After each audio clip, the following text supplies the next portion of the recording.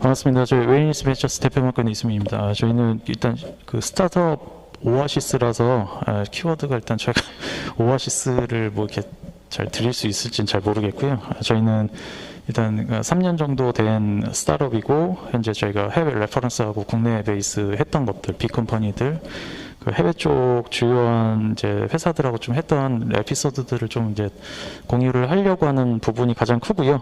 그리고 기존에 이제 그 대기업들 그리고 스타트업들 좀 같이 콜라보하는 것들 실질적으로 저희가 경험했던 것들 좀 말씀을 드릴 수 있을 것 같습니다. 이게 10분 내로 해야 되는 부분이라 팩트로 해서 좀 말씀을 드릴게요. 저희는 2017년도 이제 6월에 스타트업했고 저희가 이제 2년 반 정도 랩을 했고요. 현재 저희가 상용화를 전년도 이제 4분기서부터 했고 2019년도에 저희가 저희 CTO하고 저희 CEO하고 저하고 이제 그 팔로워터하고 샌프란시스코 이제 산호세 쪽에 좀 좋은 것들을 레퍼런스를 좀 만들자 그래서 나갔었고 올해 2020년도에 다시 4월 5월에 짐 싸고 다시 돌아왔습니다.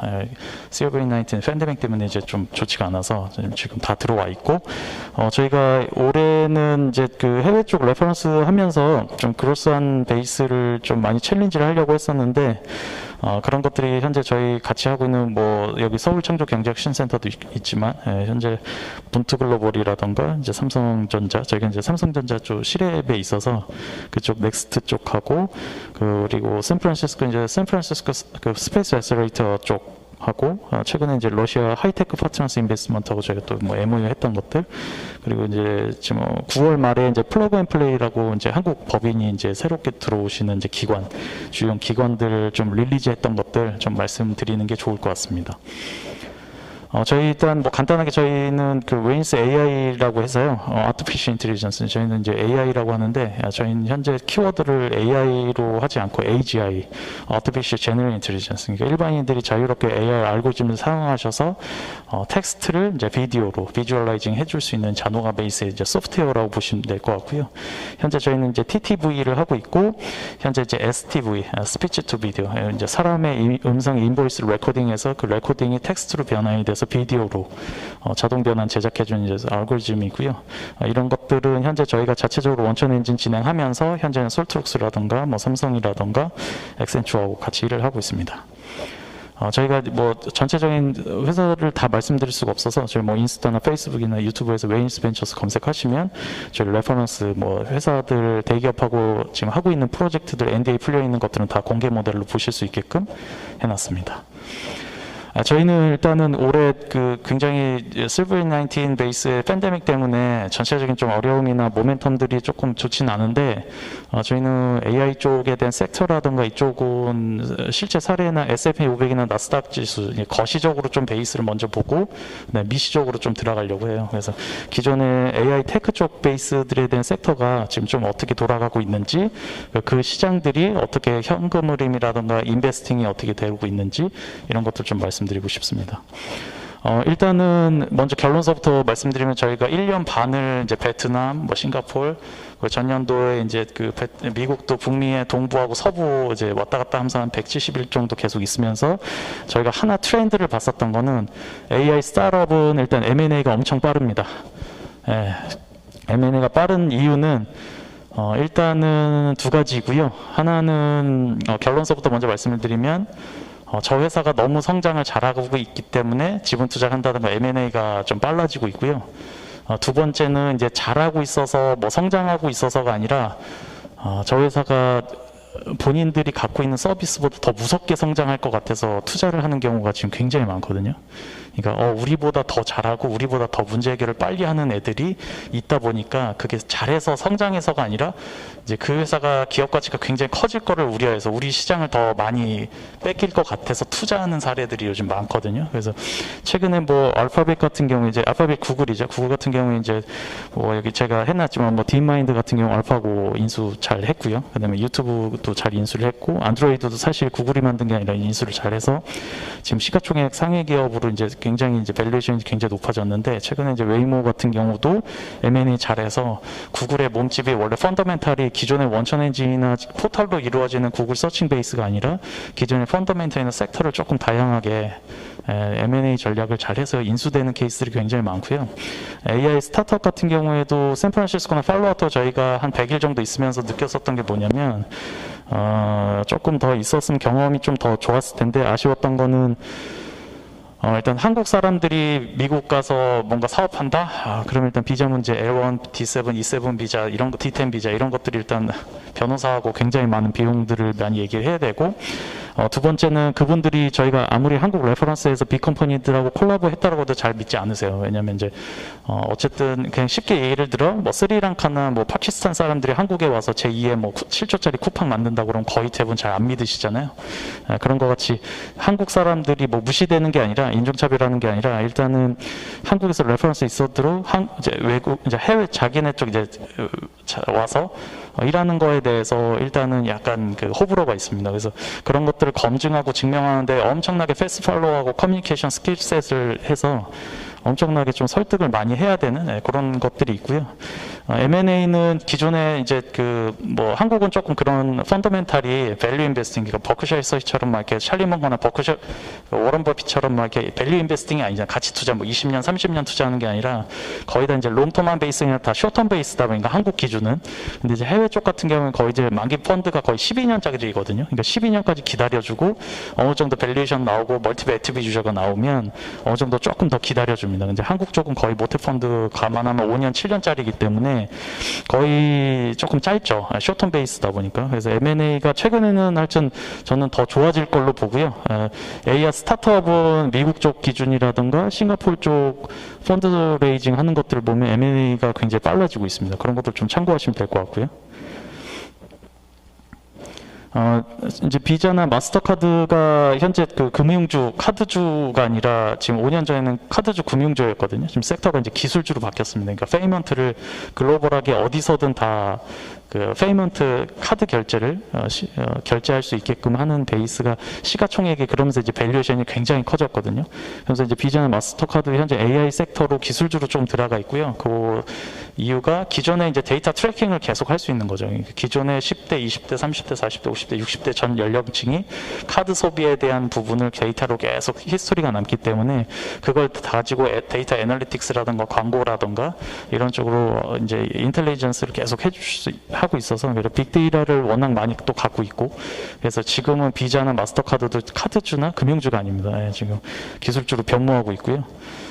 그리고 이제 뭐 파이낸스 같은 경우에는 잠깐 보시면 이제 거의 골드만삭스가 거의 뭐 퀀트라던가 애널리스트, 뭐 펀드 매니저 이런 트레이더들을 다 걷어내고 있거든요. 그 이유가 이제 데이터의 형태, 인텔리전스, 그러니까 랩스에서 관련돼 있는 데이터를 굉장히 많이 긁어 모아서 그런 것들을 소위 얘기하는 인사이트 있게 예측할 수 있는 모델들을 계속 하고 있거든요. 그런 것들 이제 소위 얘기하는 뭐 퀀트 외에 계량 분석이라던가 아니면 데이터 사이언티스트 베이스, 수학과 수학 물리학 쪽의 베이스들이 조금 재편이 되면서 기존의 사람들이 해야 될 뭐 프로그램이라던가 그 투자라던가 이런 것들 거의 로보 어드바이저나 소위 얘기하는 프로그램 매매로 굉장히 많이들 하고 계시더라고요. 그래서 이런 것들에 대한 패턴을 저희가 이제 직간접적으로 계속 많이 보면서 확실히 미국은 이쪽의 트렌드가 아니라 버블이 아니라 실질적인 이런 모태가 과거에 비해서 예를 뭐 99년도에 소위 얘기하는 닷컴 버블처럼 근데 현재는 AI 베이스가 그냥 단순한 트렌드가 아닌 것 같아요. 그래서 그런 것들 좀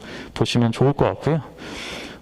저희가 2019년도 7월에 이제 그 뉴럴링크 쪽 저희 CTO가 저는 못 갔고 이제 저희 CTO가 갔었는데 이제 소위 얘기하는 사람의 이제 좌측 우측엽 뇌인지 자체를 실질적으로 이제 전두엽하고 후두엽에 데이터 칩셋을 이제 넣어서 사람이 생각하는 사고를 물리적으로 사람의 행동 방식으로 해서 정보 제공이 아니라 뇌인지 자체를 소위 얘기하는 이제 그 뭐 모바일 디바이스라든가 무선 페어링을 통해서 정보 제공을 그냥 직간접적으로 받을 수 있는 그러니까 예를 들어 뭐 뉴럴링크 같은 경우는 마우스가 필요 없고 뭐 소위 얘기한 키보드가 필요 없고 우리가 지금 사용하고 있는 이제 그 디바이스와 무선 페어링만 있으면 내가 지금 이 시간에 사고하고 있는 생각하고 있는 정보 제공들을 지금 뭐 네이버 포털이라든가 구글 서칭이나 구글 위키디피아에서 계속 정보 제공을 할 수가 있거든요. 이런 것들이 조금 그 굉장히 많이 쌓이고 있는 것 같아요. 그런 것들이 이제 현재는 바이럴이라든가 입소문들이 굉장히 빨라져서 AI가 조금 그만큼 좀 그 펀더멘탈이 좋아지는 것 같고요.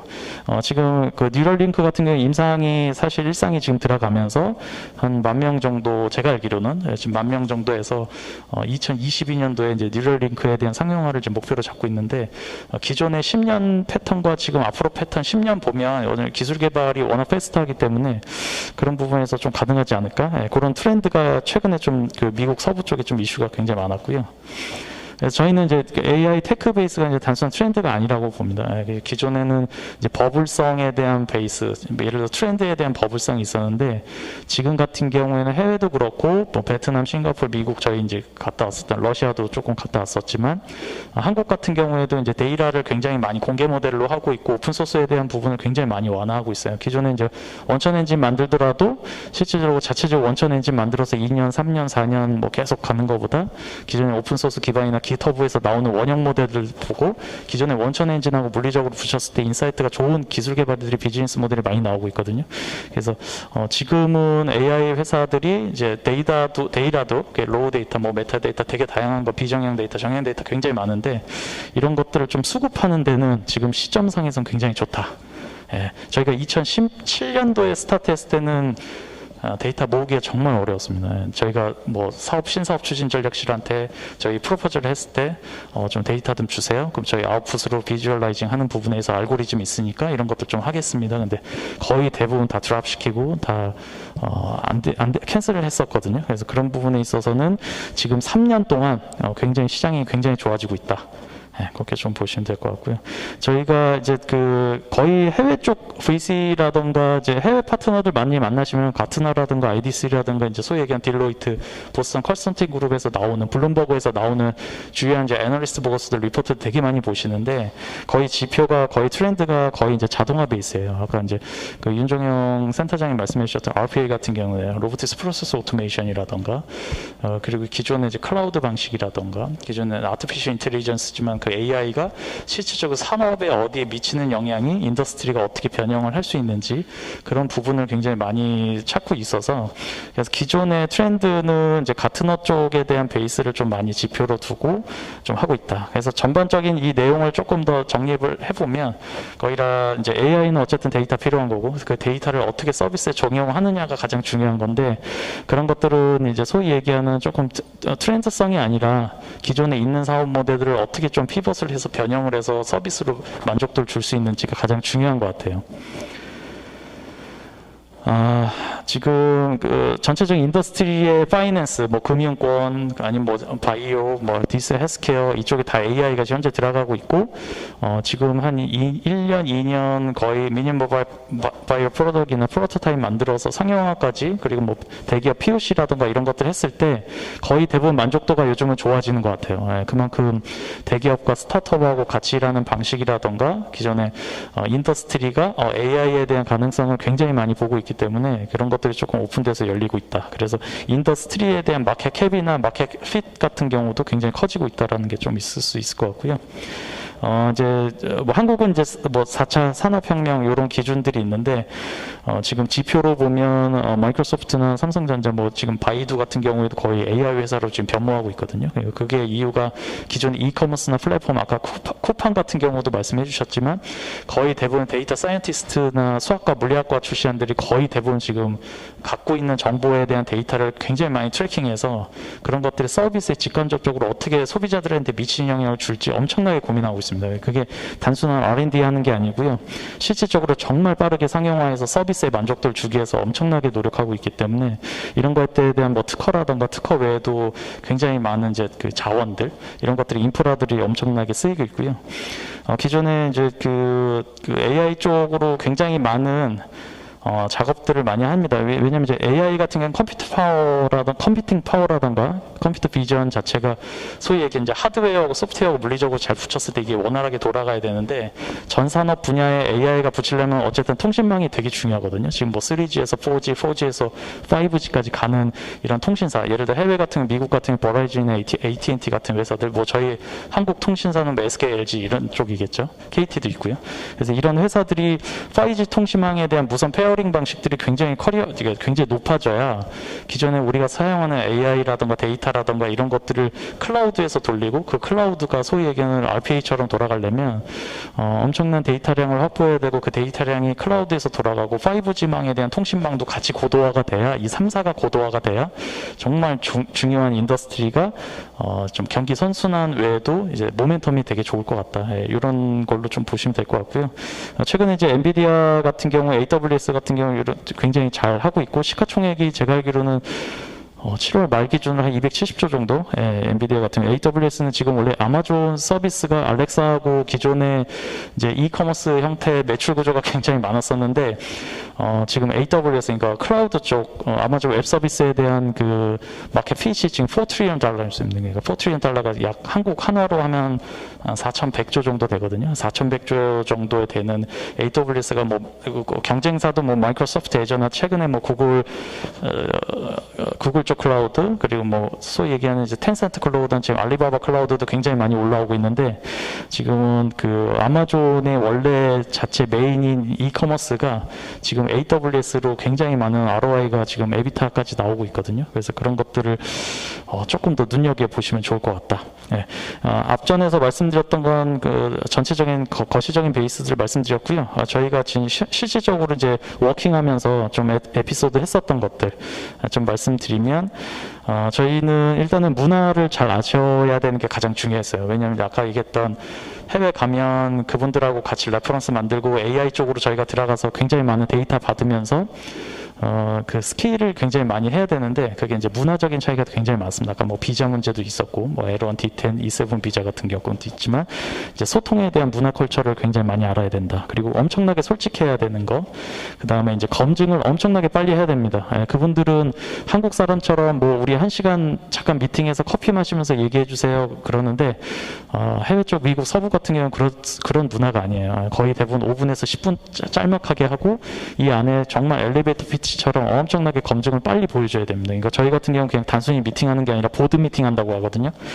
보드 미팅 하면서 허슬링을 해야 되기 때문에, 보드 미팅이 곧 이제 그냥 뭐 만나서 5분, 10분 만나서 얘기하는 게 아니라 우리의 전체적인 서비스 아키텍처를 실질적으로 화이트보드에 엄청나게 빨리 얘기하면서 그것들을 설득을 해야 되는 거기 때문에, 그런 부분이 조금 검증하는데 엄청나게 빨리 해줘야 된다. 만약에 우리가 진짜 기술주 회사면 그 자리에서 1분, 2분 안에 우리 실질적인 데이터 셋을 돌아가는 과정까지도 바로 눈앞에서 보여드려야 되기 때문에, 이런 것들을 조금 더 아시면 좋을 것 같고, 속도는 당연히 빨려야 되고요. 그러니까 예를 들어 뭐 영어도 잘 해야 되고 뭐 이런 것도 있지만, 그분들이 영어 발음이나 이런 것들 보는 게 아니라 속도를 얼마만큼 남들보다 문제 해결 빨리 하려고 하는지, 남들이 하고 있지 않은 걸 얘네들이 얼마만큼 2-3명, 뭐 5명, 10명에서 하는지를 굉장히 많이 보시기 때문에, 이런 것들을 조금 참고하시면 좋을 것 같고요. 저희가 봤던 것들은 뭐 4가지인데, 여기 일단 골 같은 경우는 이제 마일스톤, 이제 목표 부분이 가장 중요했고, 목표가 예를 들어 다음 주에 우리가 MAU 먼슬리 액티브 유저가 예를 들어 뭐 10만이다. 그 10만의 지표를 찍고 그 목표서부터 이제 찍어 눌러서 다시 이제 데일리로 계속 들어가거든요. 그러니까 목표가 가장 중요하고, 그 목표를 실질적으로 실행하는지를 가장 많이 보고, 그다음에 이제 아웃컴 같은 게 ROI가 좀 나와야 되거든요. 그러니까 매출 레베뉴도 있지만 실질적으로 얘네들이 워킹하면서 매출도 내고 트래픽도 되게 높고, 그러면서 아웃컴이 실질적으로 나오는지, 그게 이제 쇼텀하게 나오면 되게 좋아들 하시는 것들, 그런 거 좀 참조하시면 좋을 것 같고, 이제 조직은 이제 디자인이라고 봐요. 사람이 이제 AI는 어쨌든 기술이 중요하고 데이터가 중요하지만, 어쨌든 이걸 핸들링하는 사람은 어쨌든 엔지니어고, 그 엔지니어에 대한 그 회사의 핏 문화가 되게 중요하거든요. 그래서 사람이 피플이 되게 중요하고, 이제 조직은 저희가 디자인이라고 많이 배웠어요. 그리고 숫자는 예술이라고 배웠고, 그래서 숫자는 어쨌든 검증하기 위한 굉장히 예술적으로 만들어야 되는 거고, 그 다음에 회사는 이제 디자인을 엄청 잘해야 된다. 그런 것들 좀 배운 것 같고요.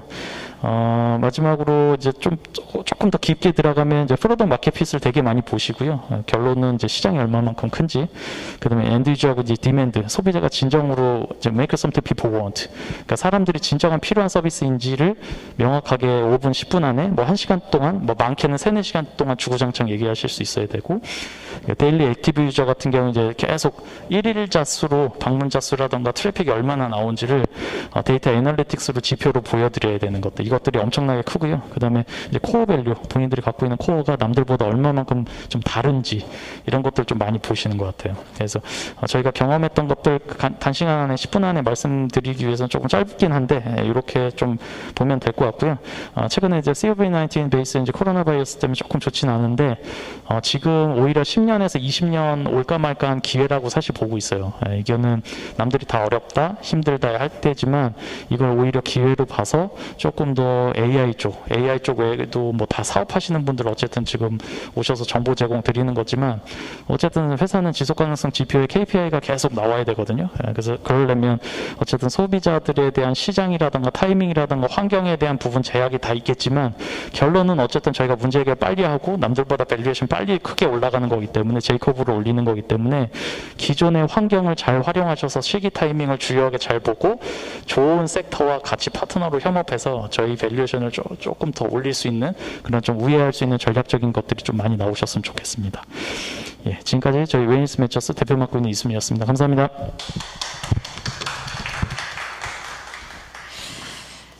네, 감사합니다. 웨인힐스 벤처스 이수민 대표님의 발표까지 함께 들으셨습니다. 자, 2020년 8월 스타트업 오아시스 포스트 코로나의 시작 다시 스타트업이라는 주제로 진행되고 있습니다. 네, 코로나19로 인해 사회적 거리두기 2단계가 적용이 되면서 오늘은 온라인으로 진행되고 있는데요. 서울 창조경제혁신센터 유튜브를 통해서 현재 80분 정도가 함께 시청을 해주고 계십니다. 계속해서 토크 콘서트를 이어가도록 하겠습니다. 오늘 기조 강연해주신 윤종영 센터장님 그리고 계속해서 스타트업 토크에 함께 해주신 네 분의 대표님을 모시고 조금 더 자유로운 분위기에서 대화를 나누는 시간을 갖도록 하겠습니다. 5분 모두 먼저 무대 위로 모시도록 하겠습니다.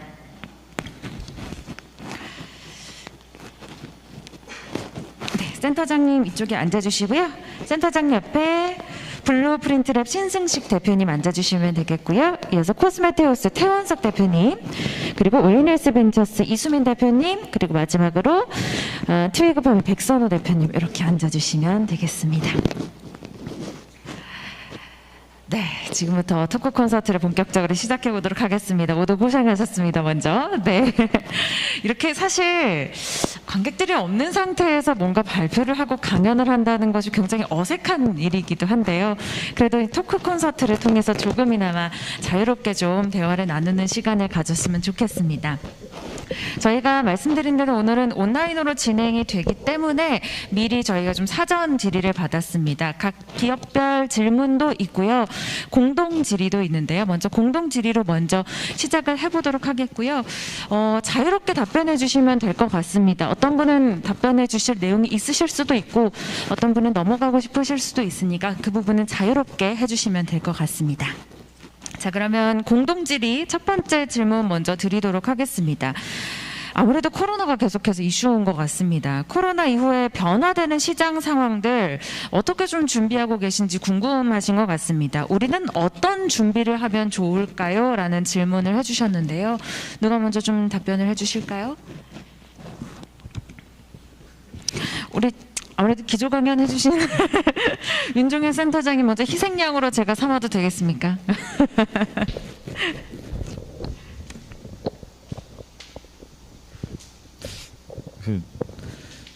당연히 나와야 될 질문인데 사실 답은 되게 어려운 것 같아요. 네. 아까 말씀하셨지만 사실 이게 좋은 기회인 것 같은데 이걸 또 이 사태를 만약 좋다고 할 수만은 없는데요. 근데 뭐 당연한 얘기겠지만 사실 이제 뭐 언택트라는 용어로 많이 해서 오히려 더 지금 그 뭐 여러 가지 인공지능에서 개발되는 기술을 활용할 수 있는 기회는 불행 중 다행으로 많아지는 것 같습니다. 그래서 뭐 어떻게 대비해야 될 거라가 사실은 어느 분이 내가 무슨 일, 내가 스타트업을 한다든지 인공지능 기술 개발한다든지 그러면은 뭐 어떻게 대비해야 될 거라는 게 굉장히 더 명확해질 것 같고요. 네, 당연히 네. 하고자 하는 거를 지금 사태와 어떻게 이 문제를 어떻게 해결할까라는 거를 찾는다면 사실 좀 더 그 어떻게 보면 지금 문제가 너무나 확실하기 때문에 네. 스타트업의 가장 큰 문제? 가장 중요한 건 어떤 문제를 찾느냐인데 문제가 확실하기 때문에 그 문제의 해결점을 찾아서 오히려 더 명확할 것 같고요. 그게 아니고 그냥 일반적으로 어떻게 대처해야 될 거는 제가 아니라 다른 분이 대답을 해야 될 것 같습니다. 네, 좋습니다. 문제가 확실하기 때문에 어떻게 보면 대처해야 할 방법만 찾으면 되는 그런 상황일 수도 있다. 그게 역으로도 기회가 될 수도 있다라는 말씀이신데 우리 네 분의 대표님들 중에서 그럼 실제로 어떤 준비를 좀 하고 계신지 좀 그런 사례와 노하우를 좀 나눠주실 수 있을까요? 사실은 코로나19가 현재 계속 진행 중이고 앞으로 어떻게 발전될지 모르기 때문에 좀 어려우실 수도 있겠습니다만은 현재 어떤 좀 준비들을 하고 계신지 네, 좋습니다. 우리 코스메테우스 태원석 대표님께서 네. 그 코로나19가 저희한테 준 과제가 되게 명확하다고 저는 생각을 하는데요. 사실 이제 이런 전염성 질환 때문에 뭐 사회가 마비되고 경제가 위기에 처할 것이다라는 경고는 그 전부터 되게 여러 차례 있어 왔습니다. 그리고 이번 사태로 인해서 저희가 알 수 있는 건 앞으로도 이런 게 없을 것이라는 보장이 없다라는 것이고 이제 그렇기 때문에 우리는 리스크 관리를 항상 해야 된다는 걸 좀 명확히 과제로 던져준 것이라 저는 생각을 하는데요. 대표적으로 제가 본 이제 변화, 저희뿐만 아니라 다른 회사들에서도 본 변화인데 그 전에는 이제 투자금을 받아서 다음 투자 라운드가 언제 있을 것이다를 정해놓은 다음에 거기에 맞춰서 빡빡하게 돈을 썼어요. 그러면서 이제 팀도 최대한 좀 파워풀한 팀을 만들기 위해서 자원을 많이 쓰고 최대한 속도를 내는 거에 집중을 했다면은 지금 이제 지난 6개월여 동안 있었던 일들을 보면 그렇게 했던 팀들 중에 적지 않은 팀들이 투자금이 고갈이 됐는데 투자자들이 재투자를 꺼려하고 그래가지고 굉장히 고난에 처하거나 이제 심지어 이제 고사해버린 일까지도 제가 여러 번 목격을 했습니다. 그래서 저희가 생각하기에 이거는 이제 AI뿐만 아니라 모든 스타트업에게도 적용되는 문제라고 보는데 좀 더 이제 슬랙을 가져가고 리스크를 관리하는 거에 좀 더 집중을 해서 생존력을 만들어 나가는 것이 우리 모두가 저뿐만 아니라 다른 대표님들까지도 생각해야 되는 그런 과제가 되지 않았나 저는 생각을 합니다. 그래서 어쩌면은 3년 뒤의 목표, 5년 뒤의 목표를 생각하는 것도 굉장히 중요하지만 내가 몇 달을 버틸 수 있는가에 충분한 이 여유를 가지고 가는 것이 그리고 그걸 만들 수 있는 여력을 준비할 수 있는 그런 이제 시스템을 갖춰 놓는 것이 우리 모두 좀 준비해야 되는 과제가 아닌가 저 생각을 합니다. 네, 좋습니다. 혹시 추가로 답변해 주실 내용 있으실까요? 네.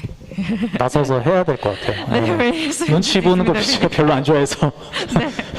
일단은 그 COVID-19 그 바이러스가 산업에 미치는 영향이 굉장히 크거든요. 그래서 기존의 인더스트리가 지금 다 피봇이 이렇게 변형이 되고 있어요. 예를 들어 제가 B2B 엔터프라이즈 하고 있지만 현재 NDA가 걸려서 뭐 100% 다 말씀을 못 드리지만 예를 들어 파이낸스 같은 경우에는 다 대면 베이스 로컬 비즈니스가 전혀 안 되다 보니까 다 비대면으로 가거든요. 그럼 결론은 그분들이 20년, 30년 동안 경영하신 분들이 예측을 할 수가 없어요. 이게 단순한 쇼텀 베이스가 아니라 롱텀으로 갈 걸로 이제 이미 인지를 하고 계셔서 그래서 예를 들어 파이낸스 같은 경우에는 고객들을 다 만날 수 없으니까 뭐 예를 들어 상품 설명이라던가 실질적인 이제 뭐 약관 처리라던가 이런 것들을 거의 대부분 지금 MMS나 이런 개인정보 동의들 거의 대부분 이제 그 모바일 플랫폼으로 좀 변형을 하고 있고 기존에 이제 뭐 아시겠지만 광고 회사라던가 아까 뭐 미디어 회사 그리고 뭐 최근에 이제 대기업들 빅컴퍼니들 보면 본인들 원래 기업에 갖고 있는 비즈니스 모델이 지금 어느 정도 이렇게 좀 흔들릴 정도로 가다 보니까 다른 것들을 잘 많이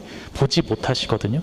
그럴 때가 이제 스타트업들이 좀 문제 해결할 수 있는 매몰돼 있을 때, 대기업들이 매몰돼 있을 때 스타트업들 제3자 입장에서는 좋은 아이디어라든가 좋은 좀 문제 해결들을 계속 이제 협업해서 할 수 있는 지금 좀 이런 방향이 굉장히 많이 나오는 것 같아요. 그래서 저희도 이제 서울 창조 쪽에서 또 이제 뭐 LG라던가 뭐 LG 사이언스파크, LG전자 이렇게 잘 소개를 해주셔서 뭐 POC 하면서 뭐 3개월 뭐 이렇게 하면서 저희도 이제 뭐 클라이언트 계약으로 이끌어지는 것들을 보면 LG 예를 들어 LG만이 아니라 이제 현재 갖고 있는 본인들이 갖고 있는 비즈니스 모델이 이제 저희 스타트업들한테 봤을 때는 지금 시기나 타이밍적이나 그들이 이제 문제 해결 못하는 것들 저희가 빨리 해결할 수 있는 뭔가 뭐 스킬적인 베이스가 많다고 하면 지금은 빠르게 그분들하고 커뮤니케이션해서 그 커뮤니케이션을 끌어내서 같이 콜라보해서 뭔가 문제 해결하는 것들을 좀 많이 보여드리면 지금 뭐 아까 생존에 대한 부분을 조금 이제 리스크 관리나 수익성 강화도 좀 같이 할 수 있지 않을까. 왜냐하면 스타트업은 결론은 하나에만 치중할 수는 없고 여러 가지를 같이 다 병행하면서 생존을 해야 되는 거기 때문에 기존의 멘탈 자체나 마인드셋 자체가 뭐 대기업하고 일을 하든 본인에 대한 비즈니스 모델 문제 해결을 하든 아니 뭐 중견기업이든 중소기업이든 다 같이 해서 뭔가 경기의 선순환을 지금 보여주는 게 가장 중요한 것 같아요. 그래서 한쪽에 쏠림이 아니라 같이 뭔가 같이 만들어갈 수 있는 스트럭처나 이제 파이프라인을 좀 많이 모색을 해서 같이 하자. 그게 이제 대한민국 글로벌하게 좀 경기 선순환하는 구조들을 좀 보여드릴 수 있는 것 같아요. 시기가 그런 것 같습니다. 네. 네, 제 개인적인 네. 의견입니다. 협업의 중요성에 대해서 좀 말씀을 네, 해주신 네. 것 같습니다. 자, 그러면 두 번째 질문으로 좀 넘어가 보도록 하겠습니다. 좀 핵심적인 질문일 수도 있을 것 같은데요. AI 스타트업의 진짜 경쟁력은 무엇이라고 생각하시나요? 라는 질문입니다. 굉장히 어떻게 보면 이것도 쉬운 질문이지만 답변은 어려울 수 있을 것 같아요. 막 마이크를 서로 막 넘기고 계신데. 한 분씩 하시죠. 그러지 마시고요.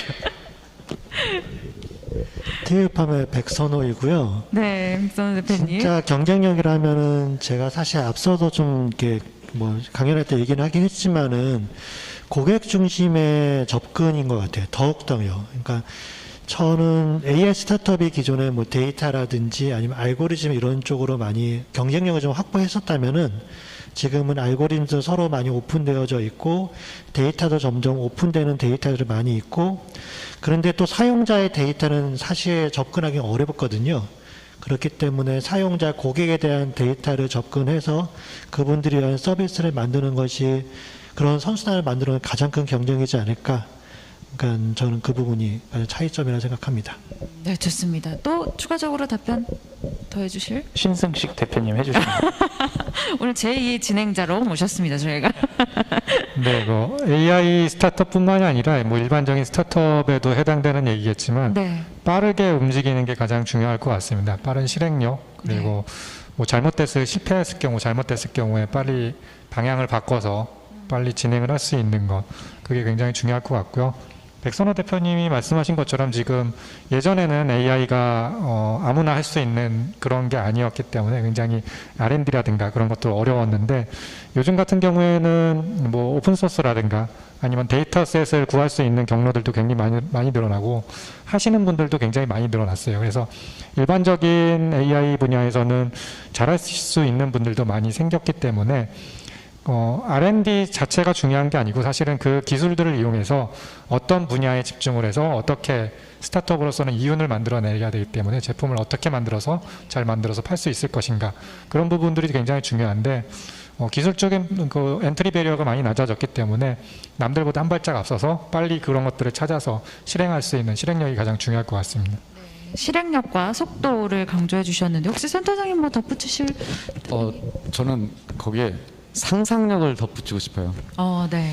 네, 그러니까 뭐 꼭 인공지능 스타트업이 아니더라도 마찬가지겠지만 특히 인공지능으로 서비스나 제품을 만들 때는 아까 또 제가 얘기한 것처럼 결국은 전기를 어떻게 활용하냐기 때문에 전기를 활용할 수 있는 방법은 엄청나게 많잖아요. 그래서 인공지능을 어떻게 활용할까라는 그거는 결국 상상력의 차이가 아닐까라는 생각을 해봅니다. 네. 상상력을 기반으로 거기에 실행력과 좀 속도가 붙는다면 훨씬 더 좋은 결과를 얻을 수 있겠네요. 이번엔 좀 현실적인 질문인데요.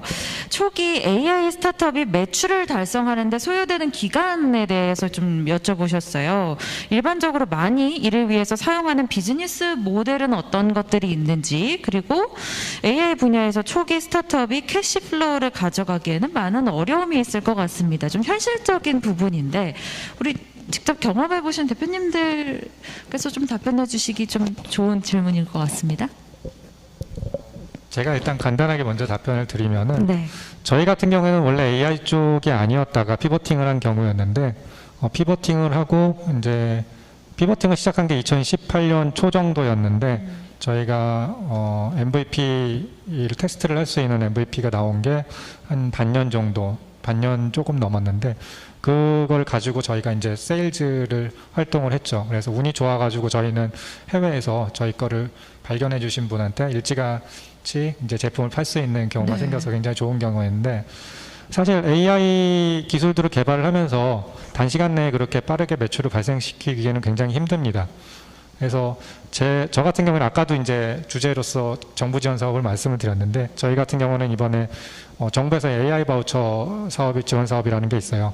그래서 AI 솔루션을 가진 기업이 공급 기업으로 등록을 하면은 그 솔루션이 필요한 수어 기업들이 그 공급 기업과 매칭이 돼서 솔루션을 공급 기업이 수요 기업의 제품을 판매를 하는데 판매 대금 자체는 이제 정부에서 바우처의 형태로 지원을 해주는 그런 굉장히 좋은 사업입니다. 그래서 초기에 매출을 올리기 좀 어려우신 AI 스타트업 분들께서는 그런 바우처 사업들을 잘 사용을 하시는 것도 매출을 올리는데 굉장히 큰 도움이 될 것 같습니다. 네, 정부 지원 바우처 사업들을 좀 잘 활용하면 좋겠다라는 답변. 그리고 혹시 추가적으로 네 우리 태원석 대표님. 예. 네. 발표 주제를 이걸로 했다 보니까는 좀 이제 신 대표님 같은 경우는 이제 빨리 그래도 AI를 뭔가를 만들어낼 수 있는 이제 그 능력과 역량을 가지고서 이제 피벗을 하신 경우잖아요. 네.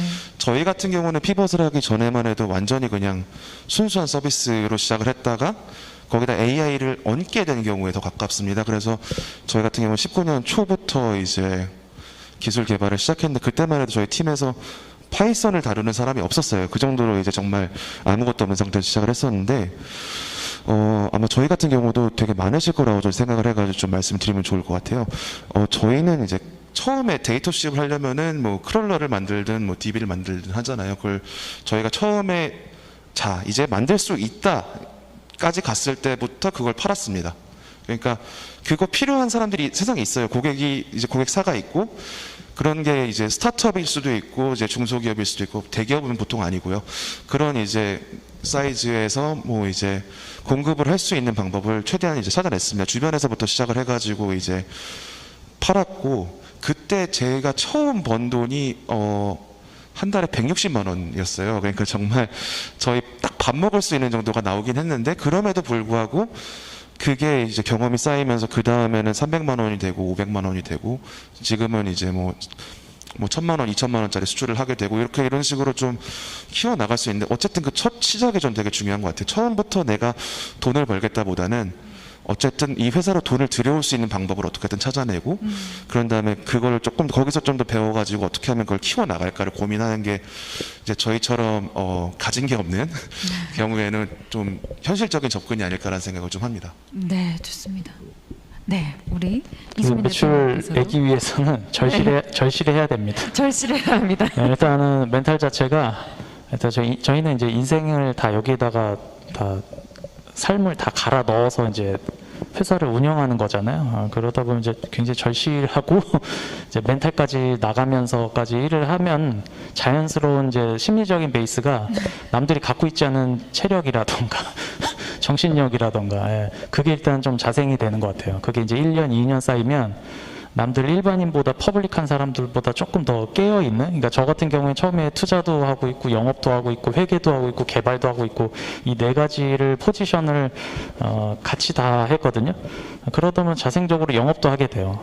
그 영업적인 게 이제 갑자기 커뮤니케이션이 갑자기 스킬이 굉장히 좋아진다던가 남을 이해관계 시키는데 되게 좋을 것 같아요. 이런 시간을 한 1년 반 정도, 2년 정도 겪게 되면 전 그런 것들이 자연스럽게 매출로 연결된다고 보거든요. 어쨌든 사업하는 사람들끼리 만나서 숫자 얘기하는 거는 캐시플로우나 캐시카우 그거 외에 뭐 ROI나 에비타 얘기해야 되는 건데 결론은 그분들이 VC나 계신 분들, 파트너들, 대기업, 빅컴퍼니들도 어쨌든 저희 뭐 투자를 하시든 같이 협업하려면 뭐 어쨌든 저희 거를 다 까야 되거든요. 그 깐다는 의미가 저희 재무제표, 뭐 손익계산서, 매출 어디 파트너 어디까지 나오는지. 근데 이제 결론은 뭐 앞전에서 다 말씀해 주셨지만 절실하면 매출 어떻게 해서든 나오고요.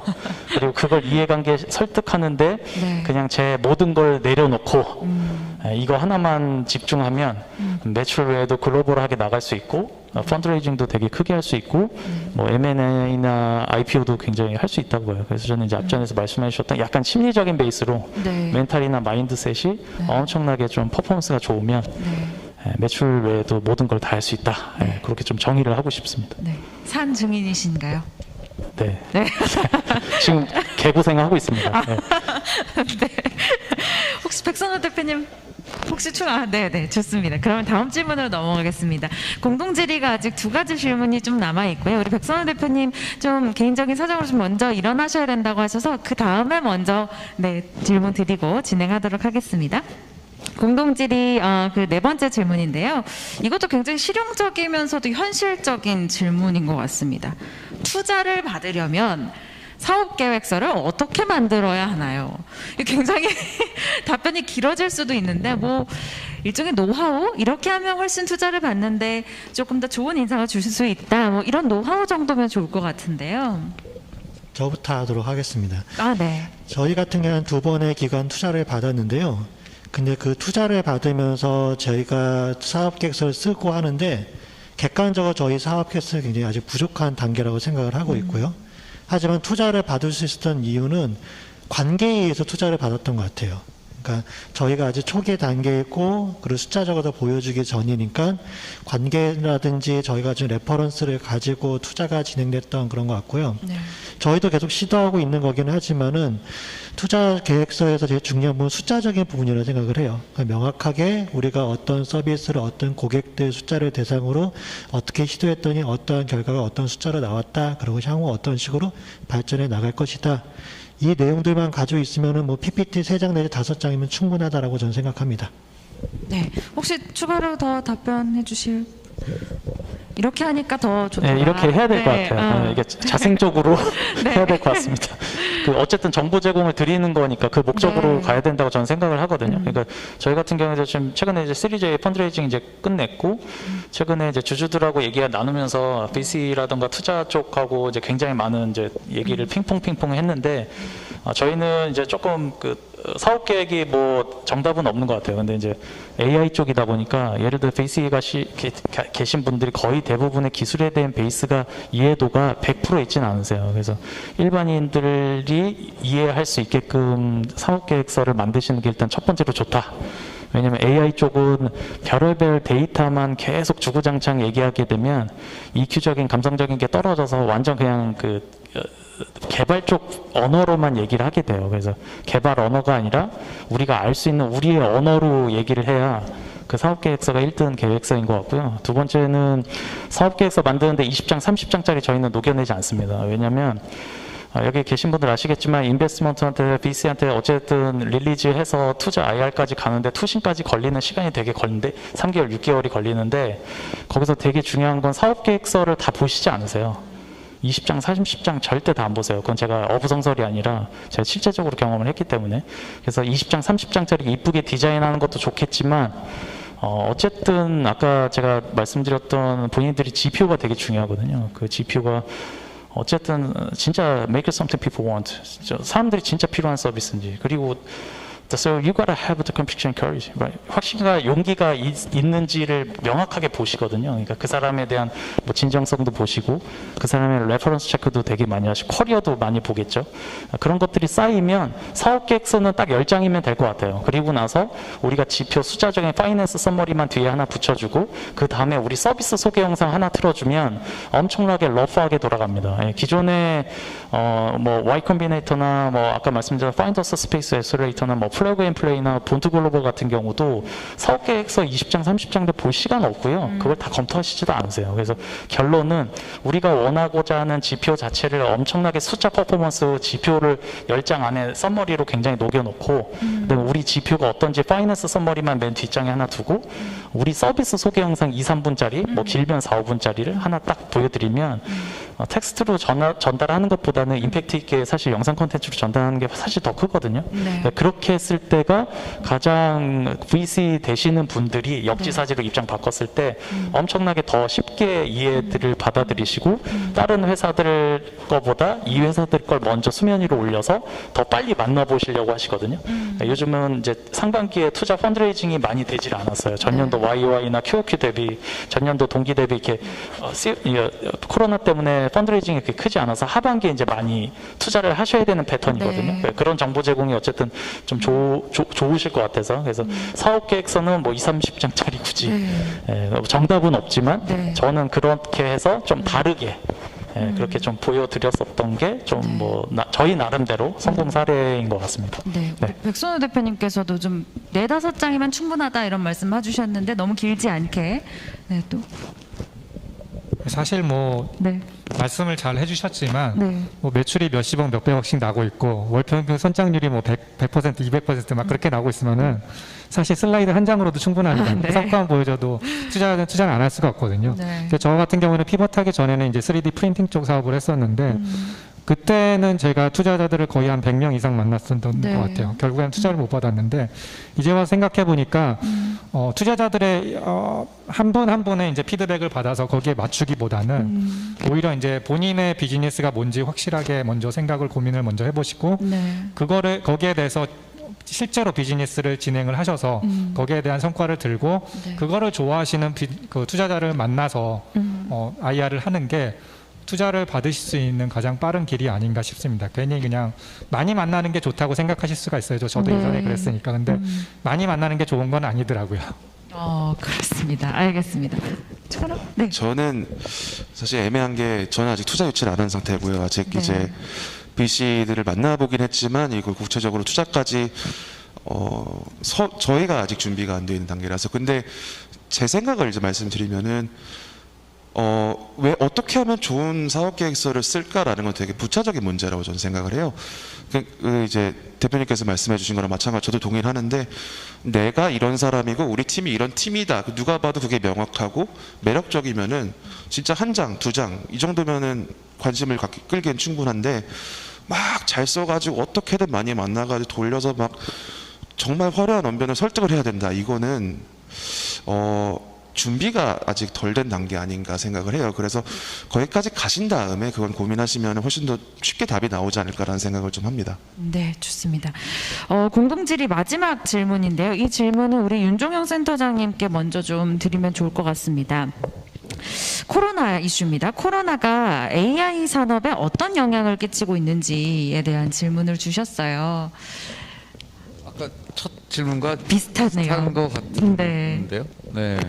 그래서 대답도 비슷할 수밖에 없을 것 같긴 한데요. 네. 그래도 뭐 글쎄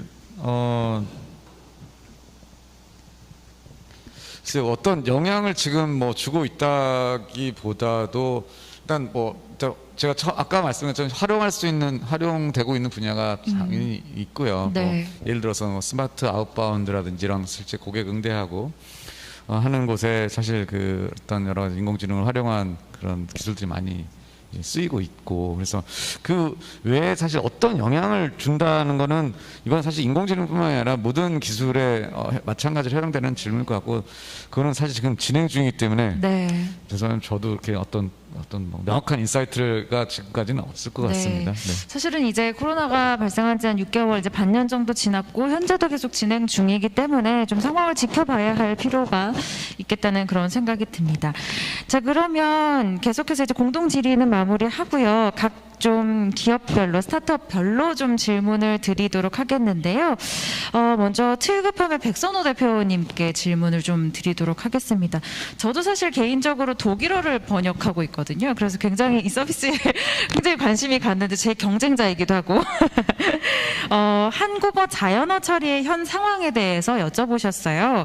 영어를 언제쯤 따라잡을 수 있을까요? 라는 질문이었습니다. 사실 번역기 돌려보면 참 얼토당토하는 그런 번역 결과물이 나올 때도 있잖아요. 아까 경쟁자라고 말씀해 주셨는데 저는 협력자라고 표현하고 싶고요. 네.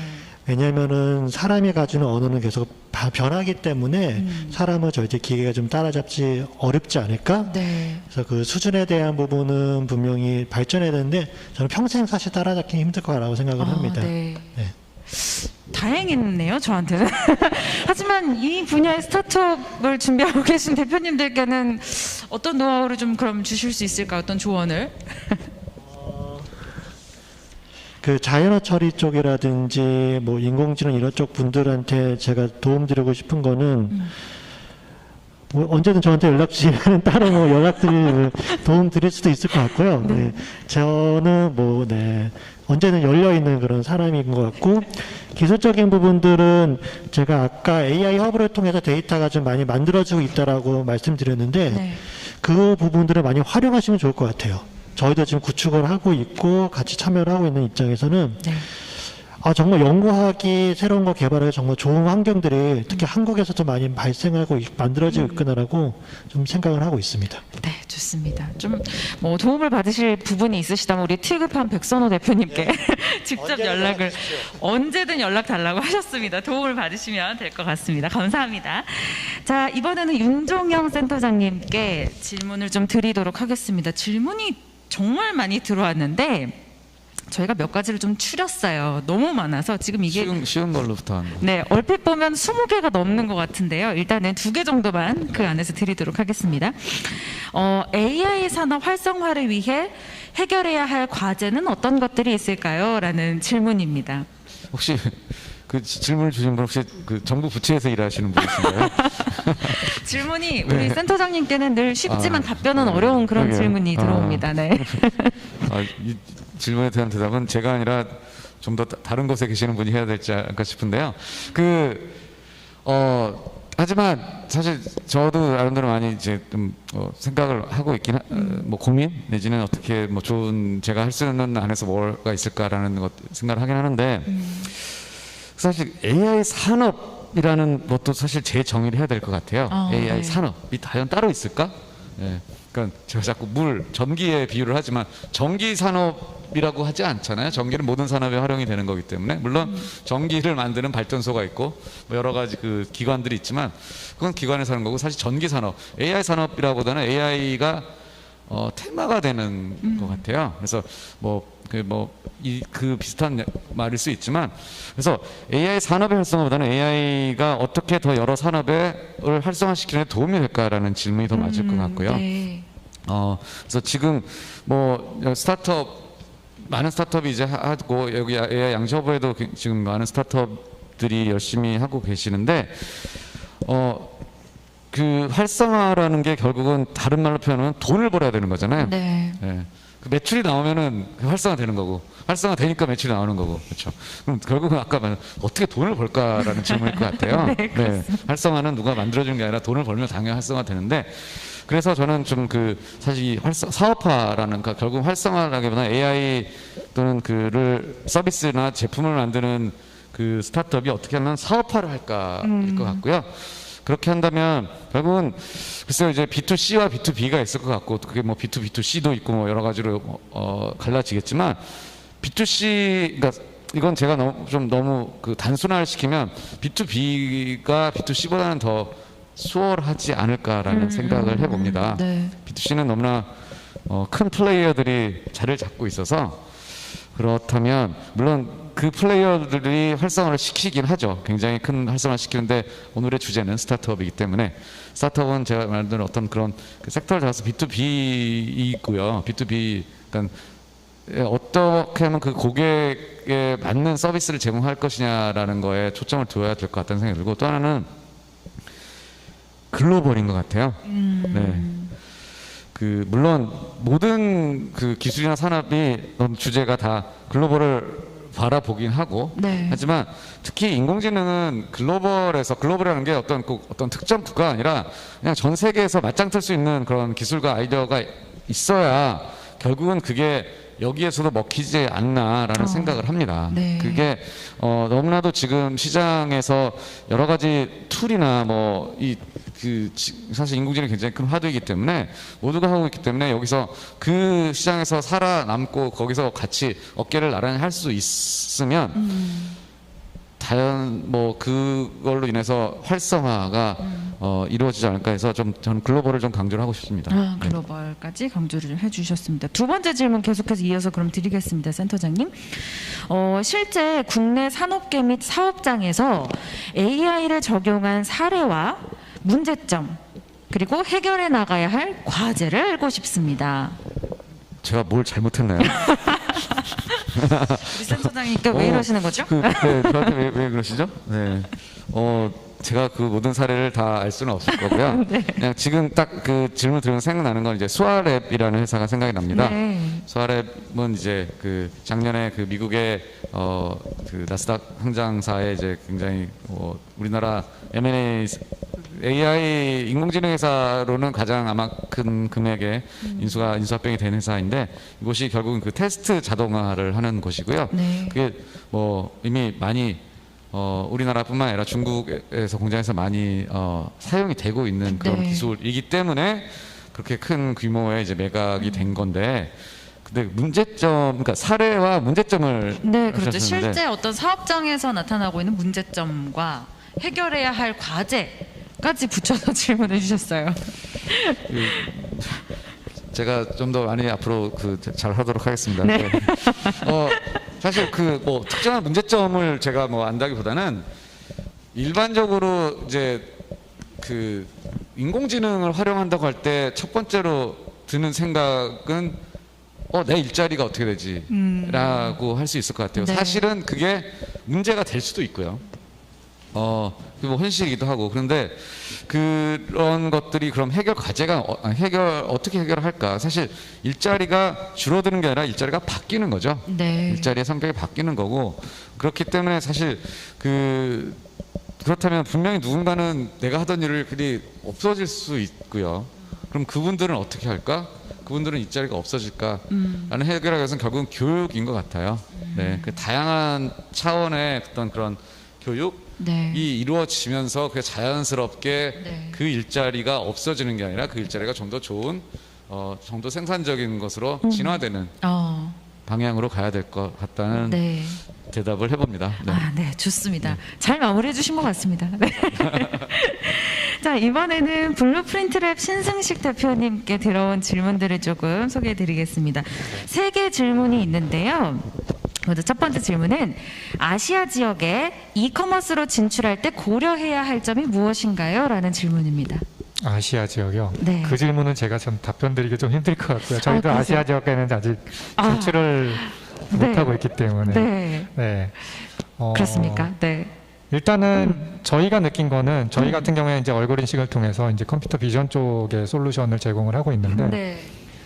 이 부분이 아직까지는 시장에서 뭐 확실히 검증을 됐다거나 아니면은 굉장히 좋은 제품이 나와서 확실한 성공 사례를 보여줬다거나 그런 부분이 없기 때문에 저희는 이제 미팅을 하다 보면 기업들의 입장에서도 이 솔루션을 어떻게 활용을 해서 어떻게 소비자에게 좋은 베네핏을 줄 수 있는 것인가 네. 라는 고민들을 계속 아직 하고 있는 초기 단계로 보여져요. 네. 그렇기 때문에 그런 것들을 좀 빨리 찾아내는 것, 기업들의 니즈, 그리고 그 기업들이 고객으로 두고 있는 그 엔드 유저들이 무엇을 원하고 있는지 빨리 이게 캐치를 해서 네. 거기에 맞는 제품을 만들어내는 게 가장 중요할 것 같습니다. 네, 좋습니다. 이 아시아 지역에 이커머스를 진출할 때 고려해야 할 점에 대해서 신승식 대표님이 어떤 점을 고민하고 계신지를 일단 나눠주셨고요. 비슷할 수도 있는데 글로벌 사업과 관련된 질문입니다. 네. 글로벌 사업에 맞는 아이템과 향후 방향에 대해서 좀 여쭤봐 주셨어요. 질문들을 다 어렵게 사실 하시네요. 저도 그렇게 잘못한 거는 없는 것 같은데. 네. 글로벌 같은 경우에는 저희는 주로 이제 아무래도 제품을 가상 착용하는 분야다 보니까 네. 글로벌 패션 브랜드들 같은 데들에서 이제 관심을 많이 갖고 있고요. 그래서 저희는 지금은 안경에 집중해서 하고 있지만 뭐 패션 브랜드들이 대부분 이제 주얼리라든가 네. 핸드백, 뭐 신발, 옷 다양하게 패션에 관련된 제품들의 가상 착용을 활용을 하고 싶어 하기 때문에 네. 그런 부분의 제품들이 앞으로 저희 계속해서 이제 개발이 되게 될 것 같고요. 네. 그다음에 또 질문이 뭐였죠? 향후 방향까지 여쭤봐 주셨어요. 방향은 아무래도 그 전에는 이제 코로나 사태가 발생하기 전에는 기업들이 이런 가상 착용에 대해서 크게 필요성을 그렇게 절실하게 느끼지는 않았던 것 같아요. 네. 그래서 도입을 할까 말까 그렇게 고민을 하던 과정이었는데 마침 저희로서는 이제 좀 좋은 방향으로 작용을 한 건데 코로나 사태가 발생을 하면서 네. 사람들이 이제 저희가 듣기로는 이제 매장에 갔을 때 특히나 이제 이런 고가의 패션 브랜드들, 네. 하이엔드의 제품들 같은 경우에는 점원들이 이제 직접 물건을 보여주면서 그 엔드 유저들하고 소비자들하고 직접 접촉을 하는 그런 과정들이 네. 일어나게 돼 있는데 점원들이 그렇게 사람 간의 접촉을 피하는 경우들이 많이 생겼다고 하더라고요. 네. 그래서 그런 부분에 있어서 접촉을 하지 않고도 제품을 확인한다든가 아니면은 네. 나한테 이제 가상으로 착용을 해봄으로써 디자인뿐만이 아니라 뭐 사이즈 같은 것들 그런 것들을 확인해서 네. 제대로 살 수 제품을 구입을 할 수 있는 그런 부분들이 앞으로 계속해서 발전을 할 것 같습니다. 네. 이 질문도 좀 비슷한 질문이 될 수 있을 것 같은데 해외 진출, 그러니까 글로벌 시장으로 나가기 위한 필수 조건에 대한 질문인데요. 혹시 조건은 네. 일단은 두려움이 좀 없으셔야 될 것 같고요. 저도 이제 뭐 엑셀러레이팅 프로그램이라든가 아니면 네. 정부의 해외 진출 프로그램들을 통해서 뭐 실리콘밸리라든가 아니면 유럽 쪽들도 많이 왔다 갔다 하고 그랬었는데 같이 가셨던 한국의 스타트업 분들 중에서는 좀 해외에 대한 그쪽 잘 모르시니까 네. 그런 것들에 대한 두려움이 있으셨던 것 같아요. 일단은 영어라는 언어의 장벽에 대해서 좀 네. 두려움을 느끼시는 분들도 있었던 것 같고 네. 그런 지역의 컬처들을 알아야지 비즈니스를 할 수가 있는데 네. 그런 것들을 잘 모르시다 보니까 그러니까 사람을 쉽게 만나지 못하는 그런 경우도 있으셨던 것 같아요. 그래서 네. 그런 부분들에 사람을 뭐 두려워해서 못 만난다든가 꺼려한다든가 그런 것들에 대한 두려움을 좀 일단 떨쳐내셔야 될 것 같고요. 네. 그리고 글로벌 시장에서 가장 중요한 거는 저희가 생각하기에는 그 컬처를 지역의 컬처를 이해하는 건 미국에 갔을 때는 미국의 컬처를 이해하는 건 네. 로컬라이제이션이 굉장히 중요한 것 같거든요. 그 지역에 맞게 지역화를 제품을 로컬라이제이션을 할 수 있는 그런 능력들이 좀 있어야 될 것 같습니다. 네. 그래서 이분이 이제 꼬리 질문을 주시기로는 구체적으로 어떻게 그러면 노력을 하셨는지 좀 사례를 좀 궁금해 하시는 것 같거든요. 저는 노력보다는 다행히 좀 그런 과정들이 좀 있었던 것 같고요. 사실 저는 미국에서 공부를 하고 일본에서 산 적도 있었거든요. 네. 그래서 유럽에서도 어느 정도 산 적이 있었고 그렇기 때문에 그런 과정들을 통해서 저 같은 경우에는 좀 자연적으로 습득이 됐던 것 같고요.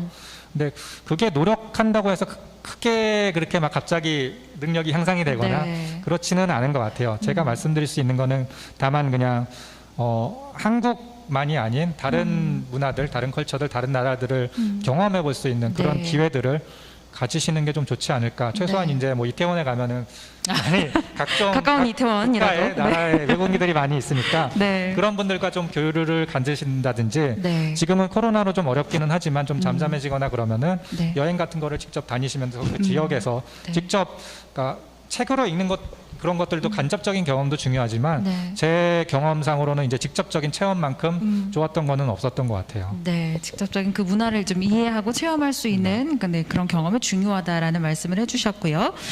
자, 그러면 계속해서 이번에는 코스메테우스 태원석 대표님께 좀 질문을 드려보도록 하겠습니다. 예. 두 가지 질문이 있는데요. AI 스타트업 초기 수익이 날 때까지 어떻게 버티셨는지 궁금합니다라는 질문입니다. 고급 인적 자원은 어떤 방법을 통해 많이 확보하셨는지도 궁금하시다고 하네요. 그러니까 어떻게 버텼고 그 버티는 와중에 어떻게 사람을 모았는가인 거잖아요. 네, 그렇습니다. 이거는 이제 회사마다 다르겠지만 이제 저희 얘기를 물어보신 것 같으니까 저는 사실 처음 법인을 설립했을 때 자본금이 400원이었어요. 저희 완전히 사실상 무자본으로 시작을 해서 네. 저희 그 회계 기장 이제 해주시던 회계사께서 저희가 첫 통화할 때마다 한국에서 제일 작은 기업 뭐 이러면서 맨날 이제 그러셨던 기억이 있는데 그러니까는 계속 어떻게든 돈을 집어넣어야 돼요. 그러니까 그걸 할 사람은 결국 공동 창업자들이고 그 중에서 특히나 지분이 가장 많이 가지고는 제 몫이었고 그래서 저는 이제 특히나 이제 피벗 전까지는 아예 매출이 없다시피 한 상태였기 때문에 다 이제 제가 부업으로 팀원들 이제 최대한 생계를 이렇게 케어를 하려고 노력을 했고요. 개발 비용도 대부분 이제 저도 이제 번역을 가셨는데 이제 저도 번역을 해가지고 이제 통번역으로 계속 이제 돈을 집어넣었었고 그 다음에 이제 이번 모델로 피벗하고부터는 그 전에 이제 사람 이제 얘기를 하면은 그걸로는 이제 사람이 안 되더라고요. 그래서 어떻게 그 전에 이제 같이 창업하신 분들도 계셨고 다른 분들이 지금 이제 나가신 분들이 한 대여섯 번 되는데 누적해서 그거는 그러니까 돈이 돌지 않는 이상 사람을 데려오고 유지하는 거는 불가능하다고 저는 생각을 해요. 어찌됐든 간에 지금 당장 월급을 못 드려도 뭐 2달 뒤엔 드릴 수 있다. 이런 게 있어야지 이제 이게 유지가 되는데 돈의 흐름을 어떻게든 만들어야 됩니다. 그래서 피벗하고 나서는 계속 이제 뭐든 팔았고요. 뭐든 팔고 그때 이제 저 공동 창업자랑 피벗을 하면서 그때 이제 접을까 피벗할까를 이제 고민하던 시점에 제가 했던 얘기가 첫 번째가 이번에는 시원하게 망할 수라도 있으면 좋겠다였고 두 번째는 이제 절대로 돈이 되지 않는 일은 하지 않겠다라고 이제 약속을 했었습니다. 그래서 저희 첫 지상 과제가 어떻게든 돈을 돌린다. 그리고 그러고 나니까는 이제 좀 더 안정적으로 팀을 유지할 수 있게 되었고 지금은 저희가 5명인데 피벗 후에는 한 분도 나가시거나 이제 그런 적은 없었습니다. 네.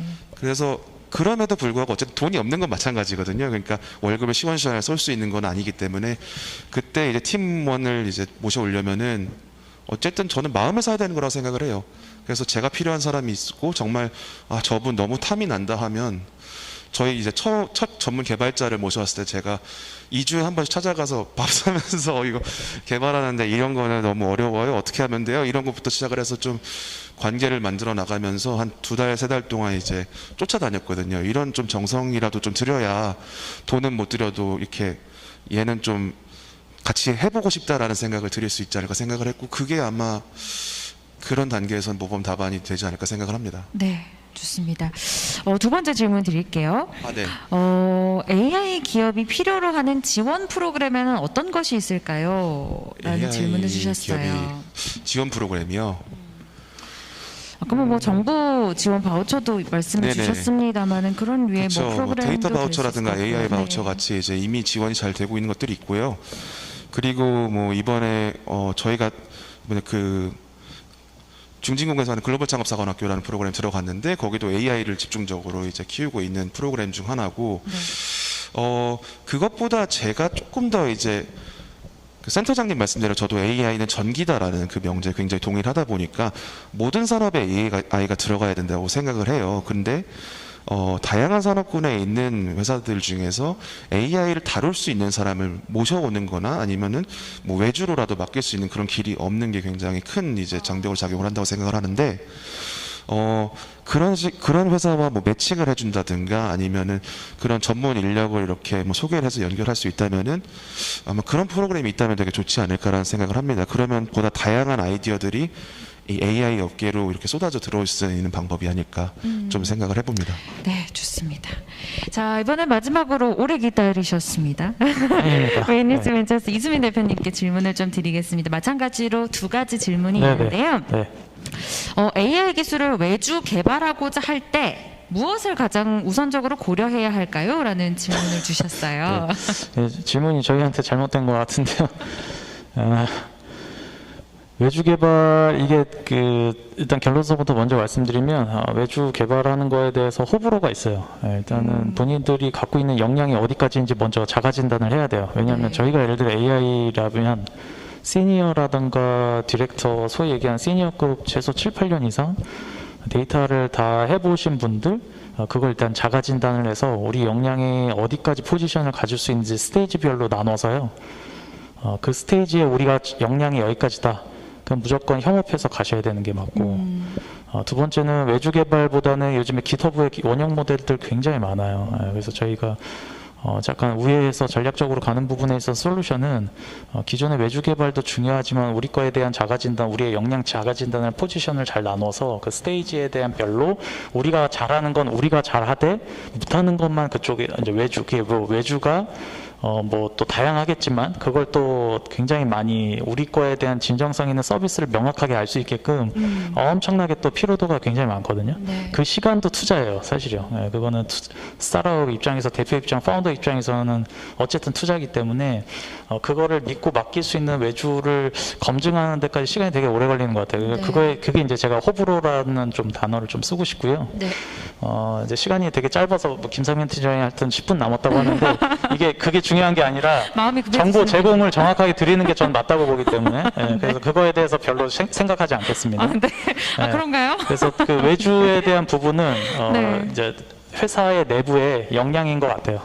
그래서 그 부분을 정확하게 진단을 해서 그분들하고 커뮤니케이션을 잘 끌어내서 우리의 포지션과 우리 골이 마일스톤이 여기인데 이걸 니네들이 할 수 있어? 그 A/B 테스트를 엄청나게 빠르게 돌려야 돼요. 네. 그 시간이 물리적으로 시간이 투여가 많이 돼서 많아지면 만약 문제 해결을 못했으면 스타트업 입장에서는 그게 비용이나 투자를 다 기회비용까지 다 날리는 거기 때문에 결론서부터 말씀드리면 그걸 A/B 테스트에서 빨리 나올 수 있는 검증을 빨리 돌려보시는 거. 그게 네. 일단 1차적인 거. 왜냐하면 이거는 어쨌든 그 비즈니스가 돌아가야 되는 워킹하고 있는 게 눈으로 보여야지 단순한 그냥 버블처럼 뭐 할 수 있다 할 수 있다 나중에 다 해보면 펑션이라던가 기능이라던가 배치 부분이 거의 대부분 잘 안 돼 있는 경우가 많아요. 그래서 그런 거에 대한 피로도나 기회비용 다 날리는 것들이 있어서 그런 것들 검증하실 때 빨리 우리가 문제 해결할 수 있는 니네들이 할 수 있어? 없어?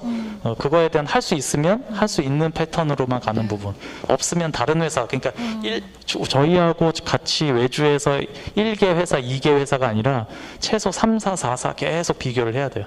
비딩을 해서 가는 방식이 좀 전략적인 것 같아요. 네. 역량이 어디까지인지 정확한 검증이 필요하다라는. 그분들도 네. 외주도 어쨌든 역량이 되시는 분들이 있고 또 안 되시는 분들이 있기 때문에 그걸 판단하시는 데는 네. 저희가 다 판단해야 되는 거잖아요. 그러니까 그거를 명확하게 팔 수 있는 그런 것들이 네. 있으면 좋겠다. 예. 좋습니다. 네, 네. 두 번째 질문은 한국의 AI 관련 오픈 이노베이션 사례와 가장 활성화되고 있는 것이 그 중에서 무엇인지라는 질문을 주셨어요. 그 어떻게 설명? 그러게 말이에요. 다시 한번 말씀. 이노베이션이 어떻게 해요? 오픈 이노베이션 사례, AI 관련 오픈 네. 이노베이션 사례가 한국에 어떤 것들이 있는지 그리고 아, 네. 그 중에서 가장 활성화되고 있는 것이 어떤 것인지. 이해했습니다. 네. 그 제가 저 질문의 답이 100% 될지 모르겠지만 사실 이거 그 스타트업 오아시스 할 때 제가 서울창조하고 좀 얘기했었던 게 어떤 거냐면 기존에 3년, 5년 차 되시는 엔터프레이너 지금 파운더 되시는 분들 다 나와서 저희가 좋은 얘기들 하고 경험 사례들 말씀드리지만 여기 뭐 서울창조 경제센터도 계시지만 저희가 이제 좀 예를 들어 20년 된 AI 회사, 뭐 예를 들어 마인즈랩 유태준 대표님이라던가 아니면 솔트룩스 최근에 7월 27일 날 IPO에서 이제 이경일 대표님을 모셔서 사실 이 자리를 좀 경험 있는 성공 사례들 그런 것들 좀 유치하려고 저도 좀 나름대로 많이 노력을 했는데 솔트룩스 같은 경우는 최근에 IPO 하시고 더 바빠지셔서 그런 사례들을 좀 못 나눈 게 제 나름대로 조금 아쉽고요. 일단은 제일 중요한 거는 제가 솔트룩스하고 이제 최근에 이제 전략적으로 이제 제휴를 했거든요. 그 이유가 잠깐 말씀을 드리면 저희가 솔트룩스에 대한 성공 사례라던가 예를 들어 AI 회사입니다. 솔트룩스라고 검색해 보시면 어느 정도 이제 나올 거고요. 솔트룩스가 일단은 그 IPO 하는데 AI 사업을 20년 했어요. 근데 저는 20년 할 자신이 없어요, 사실은. 왜냐면 업계의 서비스라든가 패턴이라든가 업무 방식이라든가 이런 것들이 인더스트리가 너무 빨리 변하기 때문에 제가 우리 비즈니스 모델이 그 서비스가 환경에 맞춰질지도 전 예측이 안 돼요. 왜냐면 지금 예를 들어 애널리스트나 VC 되시는 분들, 투자심사 수석급 되시는 분들도 내년도에 2년 있다가 서비스가 어떻게 변할지 환경이 어떻게 될지 모르니까 저는 그렇게 20년 동안 할 자신이 없거든요. 왜냐하면 지금 대기업 빈컴퍼니에서 상무급 이사 하시는 부사장님들 대기업 오너들 보시면 20, 30년 경영하시더라도 본인들 인사이트가 다 맞지 않으세요. 네. 이 환경을 어느 누구도 알 수 없는 거예요. 그러니까 어떤 얘기냐면 솔트룩스 AI 스타트업 이경일 대표가 20년 동안 하시면서 제가 이제 족보를 좀 많이 받고 있습니다. 근데 그 족보에서 일부 좀 말씀을 드리려면 어쨌든 사람이에요. 사람이 실질적으로 이걸 문제 해결하려고 하는 건지 그걸 진짜 진정성 있게 근데 그거를 진짜 내 삶을 갈아 넣으면서 진짜 이걸 문제 해결을 하려고 하는지 당연히 그러다 보면 시기나 타이밍이 잘 안 맞아서 환경이 잘 안 돼서 지칠 수 있어요. 근데 그걸 끌어주는 동의는 제 멤버들이거든요. 그래서 당연히 저희 멤버들 외에 이제 투자 펀드레이징 하거나 그런 분들의 주주들이 또 생기시면 기관 투자자들 그분들이 갖고 있는 SI나 FI 쪽으로 굉장히 연결고리 할 수 있는 것들이 굉장히 많아요. 그러니까 어떤 얘기냐면 실질적으로 제가 아무리 회사 키운다고 해서 어쨌든 회사는 창업자 그릇만큼 크는 거거든요. 근데 그게 3년에서 5년, 5년에서 10년 되면 창업자 그릇만큼 크는 게 아니에요. 멤버들 그릇만큼 크는 거지. 그래서 실질적인 사람의 본질이 가장 중요한 거고, 그걸 어쨌든 기술 베이스로 운영하는 사람이 사람이기 때문에 좋은 컬처를 갖는 게 되게 중요한 것 같아요. 왜냐면 저도 되게 단점이 많은 사람이기 때문에 놓치는 것들이 많고, 제가 보고 배울 수 있는 사람들이 성공 사례로 굉장히 많아요. 아까 수아랩도 마찬가지지만 대표에 대한 파운더 역할도 역량도 중요하지만 대기업자고 M&A 하려면 엄청난 네트워킹이 필요해요. 그걸 혼자 다 했을까요? 절대 아닙니다. 본인들이 갖고 있는 네트워킹, 그게 BC의 주주들이 있으실 거고, 주주들하고 파트너하고 연결고리가 계속 네트워킹 연결고리가 있거든요. 그걸 전략적으로 정말 잘 활용하시는 분들이 엄청나게 크게 잘 되시고 성공 사례들이 좀 나온다고 봐요. 그래서 본인이 갖고 있는 역량은 한계가 다 있어요. 임계점이 있고, 저도 놈지수, DNA 지수가 역량의 한계가 있기 때문에 회사를 뭐 M&A 하고 이런 것들은 저도 한계가 있는 부분. 그래서 레버리지를 하려면 좋은 사람들 들이고, 그 좋은 사람들하고 저희 비전에 대해서, 비전 AI에 대해서 엄청나게 4시간, 3시간, 7시간까지 계속 얘기할 수 있는 사람, 그런 사람들이 또 연결고리들이 또 있거든요. A급 인재는 A급 데려오고요, B급 인재는 C급 인재 데려와요. 이거는 어부성설이 아니라 거의 검증된 거예요. 그래서 좋은 사람들을 녹여놓고 좋은 사람들과 재미있게 우리 문제 해결을 진짜 진정성 있게 풀면 기회는 와요. 근데 그걸 버티고 진짜 끝까지 버텨야, 그래야 이제 시기나 타이밍이 오거든요. 저희도 그런 사례이기 때문에. 그래서 지금 뭐 계신 분들이라던가 지금 뭐 유튜브에서 보시는 분들 어쨌든 다 사업하시는 분들이고 다 스타트업이기 때문에 그런 것들에 대한 멘탈이라던가 마인드셋이 저만이 아니라 저하고 같이 러블리 멤버들, 같이 일하시는 분들까지 같이 동인이 돼서 그게 진정성의 VC라든가 투자하시는 분들이라든가 우리 파트너한테 보여줘야 돼요. 그걸 단순히 뭐 우리가 허슬링하고 이런 얘기가 아니라, 저희는 어쨌든 저희 서비스 무시척하고 풀려고 저희 모든 걸 다 하고 있기 때문에, 아까도 말씀하신 매출 레베뉴가 날려면 절실해야 되는 부분도 있지만 네트워킹도 필요하거든요. 그걸 잘 활용하시는 게 정말 중요하다. 한국 쪽은 엎어지면 코달대기 때문에 5,800명 시장 되게 작잖아요. 근데 이 네트워킹 연결고리는 엄청 빠르다 보니까 그런 것들을 바이럴을 잘 또 활용하는 것들도 좀 좋을 것 같다. 네. 네. 좋습니다. 네네. 네, 오늘 정보 제공을 위해서 많은 노력을 해주셨습니다. 네, 정말 노력 많이 하고 있습니다. 네, 감사합니다. 네. 자, 이상으로 토크 콘서트까지 좀 마무리를 하도록 하고요. 정말 마지막으로 우리 윤종현 센터장님 한 말씀만 좀 짧게 좀 오늘 시간에 대해서 또 추가로 하시고 싶으신 말씀 있으시면 해주시면 좀 감사하겠습니다. 일단 저희 AI 양재 허브에서 스타트업 오아시스 하게 돼서 너무 좋고요. 네. 감사합니다. 아까 뭐 어떤 지원이 좋겠냐라는 질문이 있었는데, 네.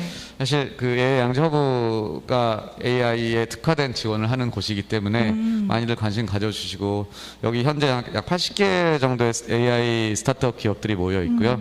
계속 앞으로 또 올해 안에 아마 100개가 넘을 예정이기 때문에 계속 많은 관심과 또 문의 질의해 주시고요.